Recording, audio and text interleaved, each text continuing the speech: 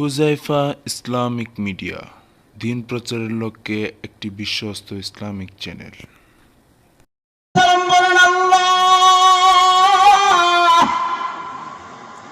আমার উম্মত একটা তাল গাছের মতো বড়, নদীতে নামলে পড়লে হাঁটু পানি হয়।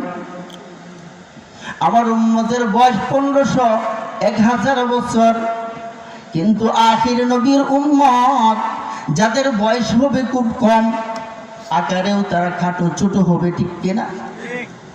ওরা এত বড় কিতাব কিভাবে সহ্য করবে? আল্লাহ রাব্বুল আলামিন বলেন, হে মূসা, শুধু তাই নয়, শোনো, ওই 30 পারা কোরআনের মধ্যে তো সমস্ত ইলম ঢুকিয়ে দেব। শুধু তাই নয়, ওই 30 পারা কোরআনের মধ্যে আমি আল্লাহ 114টি সূরা রাখছি। ওই 114টি সূরার মধ্যে একটি সূরা হলো সূরাতুল ফাতিহা। ওই সূরাতুল ফাতিহার মধ্যে আবার ওই 30 পারা কোরআনের সমস্ত ইলম আমি আল্লাহ সূরা ফাতিহায় ঢুকিয়ে দিব। এই জন্য ইমাম ফখরুদ্দিন রাজি রহমাতুল্লাহি আলাইহি তাফসীরে কাবীরের মধ্যে লিখছেন, যদি কোনো ব্যক্তি সূরাতুল ফাতিহা একবার তেলাওয়াত করে, আল্লাহ রাব্বুল আলামিন ওই ব্যক্তির আমলনামায় 104 খানা কিতাব তেলাওয়াত করলে পরে যে পরিমাণ সব হইতো, ওই পরিমাণ সব সূরা ফাতিহা তেলাওয়াত করনে ওয়ালার আমলনামায় দিয়া দিবেন। এই জন্য সূরাতুল ফাতিহাকে বলা হয় উম্মুল কুরআন। সুবহানাল্লাহ।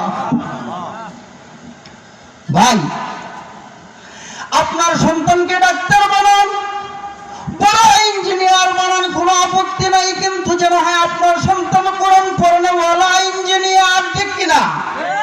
আপনার সন্তান যেন হয় কোরআন পড়নেওয়ালা ডাক্তার, আপনার সন্তান যেন হয় কোরআন পড়নেওয়ালা উকিল। যদি উকিল সাহেব কোরআন পড়তে পারে, যদি জজ সাহেব কোরআন পড়তে পারে, যদি আপনার ডাক্তার সাহেব কোরআন পড়তে পারে, তাহলে ওই ব্যক্তির সিনায় কোরআন থাকার কারণে আল্লাহর কসম কোনোদিন কোরআনের বিরোধিতা করবে না। শুধু তাই নয়, সে নিয়মিত কোরআন পড়বে। ওই নিয়মিত কোরআন পড়ার কারণে আল্লাহ রাব্বুল আলামিন তার ঈমানকে বৃদ্ধি করে দিবেন। কারণ এই কোরআনে কারীমের এত ফজিলত যে একটি হরফ তেলাওয়াত করবে, একটি হরফ তেলাওয়াত করার কারণে আল্লাহ পাক তার আমলনামায় 10টি নেকি দিয়া দিবেন।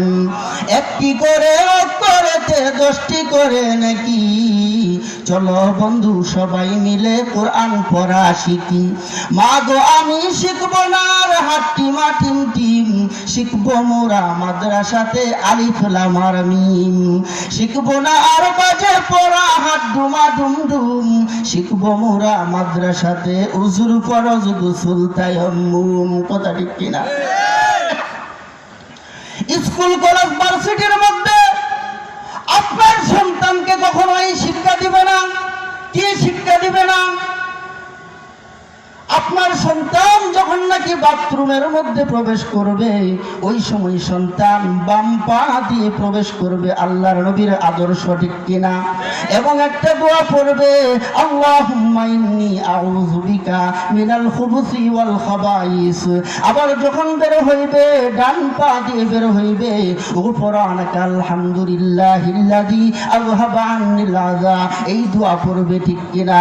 যখন নাকি ভাত খাবে, সন্তান মাদ্রাসায় শিক্ষা করছে, কোরআনের ইলম হাসিল করছে, আল্লাহর নবীর আদর্শে আদর্শবান হওয়ার কারণে সে যখন নাকি ঘরের মধ্যে খানা নিয়ে বসবে, দস্তরখানে খানা খাবে এবং সুন্নত তরিকায় খানা খাবে, খানার শুরুতে দোয়া পড়বে বিসমিল্লাহি ওয়া আলা বারাকাতিল্লাহ।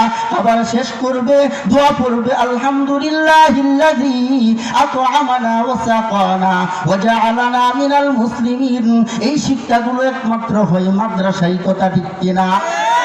কিন্তু এই মাদ্রাসাকে এক শ্রেণীর মানুষ আজকে এই মাদ্রাসাকে দেখা যায় একটু বাঁকা নজরে দেখে, ঠিক কিনা? কিন্তু বাবার এই মাদ্রাসাগুলো থাকার কারণে, কোরআনের ইলম, কোরআনের তালিম থাকার কারণে আল্লাহ পাক আসমান জমিন টিকিয়ে রাখছে, ঠিক কিনা? কোরআনের বরকত, এই কোরআনের বরকতে আল্লাহ রাব্বুল আলামিন আসমান জমিন টিকিয়ে রাখছে। বাংলার জমিনে আজকে দেখা যাইতেছে করোনার প্রভাব। এই করোনার রোগী, আবার এই করোনা একটা খুব শিক্ষিত রোগ। করোনা কি একটা শিক্ষিত রোগ? আমি বলি করোনা একটা বড় শিক্ষিত